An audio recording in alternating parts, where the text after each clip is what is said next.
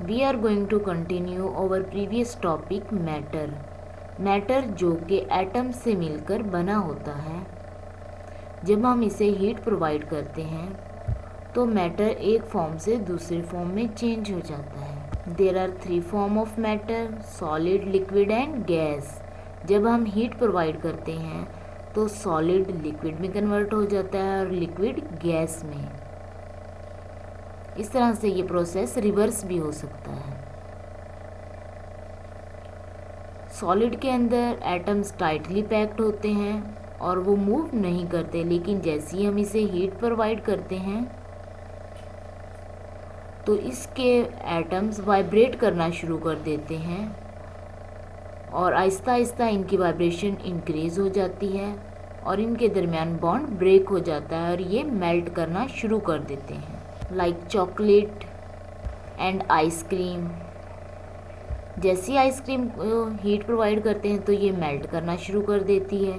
Even के hard solid like gold को भी एनर्जी प्रोवाइड की जाए तो वो भी मेल्ट होना शुरू हो जाता है लिक्विड की फॉर्म में।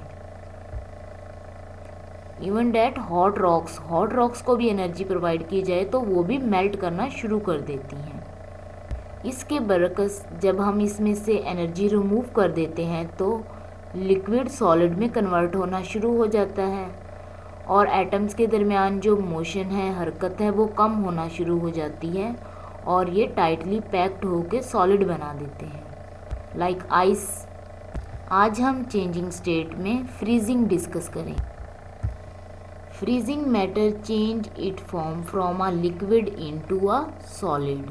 फ्रीजिंग में लिक्विड फ्रीज होने के बाद सॉलिड में कन्वर्ट हो जाता है लाइक चॉकलेट।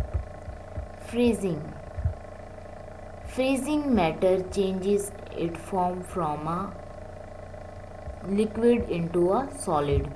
फ्रीजिंग में लिक्विड सॉलिड के अंदर तब्दील हो जाता है। It does this by taking away energy. और जब ये लिक्विड से सॉलिड में कन्वर्ट होता है तो उस दौरान इसकी एनर्जी रिमूव हो जाती है। So it is opposite of melting. इस तरह से ये मेल्टिंग का ऑपोजिट है, क्योंकि मेल्टिंग में हमें हीट प्रोवाइड करनी पड़ती है और फ्रीजिंग के अंदर हीट रिमूव हो जाती है। When the liquid is frozen, जब कोई भी लिक्विड फ्रीज हो जाता है, कोल्ड हो जाता है, मीन जम जाता है, द पार्टिकल्स स्टॉप मूविंग, तो पार्टिकल्स हरकत करना रुक जाते हैं and become closer and closer until the liquid become solid. और ये एक दूसरे के इतने नज़दीक आ जाते हैं कि हत्ता कि वो लिक्विड सॉलिड में कन्वर्ट हो जाता है।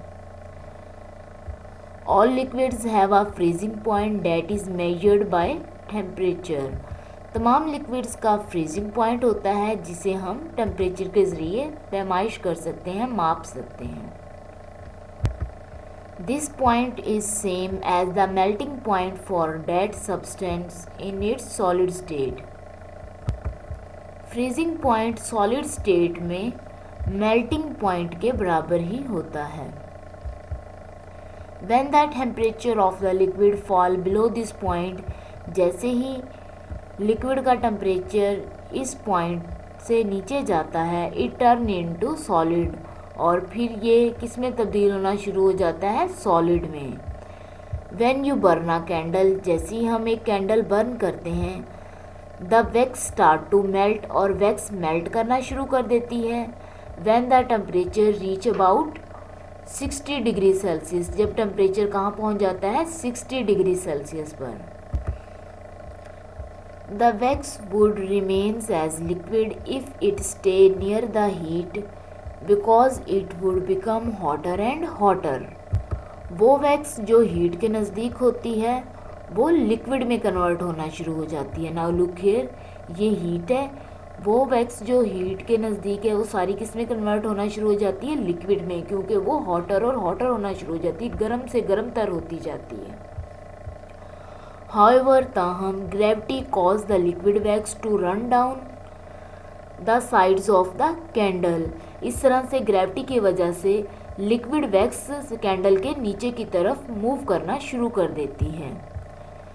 एज इट डज, जैसे ही ये नीचे मूव करती है, it move away from the heat, और ये हीट से दूर जाना शुरू हो जाती है। Its temperature start to fall, और इसका टेम्परेचर कम होना शुरू हो जाता है।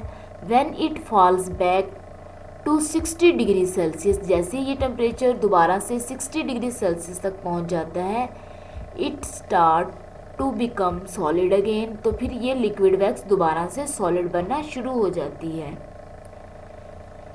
दिस में इवन बिकम अ सॉलिड, हत्ता कि ये सॉलिड बन जाती है before reaching the bottom of the candle, candle की बॉटम में पहुंचने से पहले ही ये सॉलिड बनना शुरू हो जाती है। Thank you so much. अल्लाह हाफिज़।